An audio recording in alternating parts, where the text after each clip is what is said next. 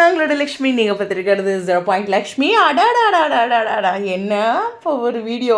உண்மையாகவே சொல்லணும்னா பிரவீன் அந்த வீடியோ எடுத்தாங்களே அந்த இடத்துல டோட்டல் சுவாமி ஃபேன்ஸும் அந்த இடத்துல இருக்க மாதிரி இருக்குது. அதாவது கேஷ்லாம் நம்ம ஒரு ஹோட்டலில் உட்காந்துட்டு இருக்கும்போது ஆப்போசிட்டில் சுவாமி இருந்தால் எப்படி இருக்கும் அப்படி ஒரு சூப்பரான ஒரு வீடியோ.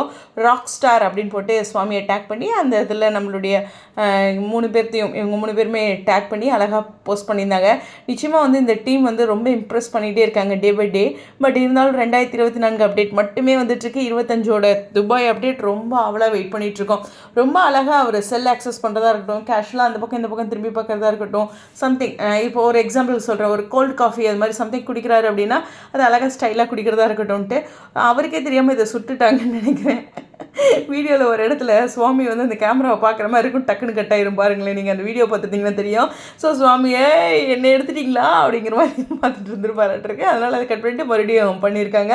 ஸோ இருந்தாலும் அது ஒரு கேஷுவலாக இருக்குல்ல, அவருக்கே தெரியாமல் ஒரு சுட்டது எப்பவுமே சுட்ட போல அழகாக இருக்கும்ல அப்படிங்கிறதா சுவையாக இருக்கும். ரைட்டு, சரி. இந்த வீடியோ கண்டிப்பாக உங்களுக்கு எல்லாத்துக்கும் சந்தோஷம் தரும்.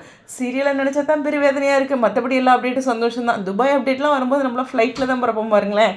எனிவேஸ், உங்களுடைய கருத்துக்கள். Thank you Praveena and team.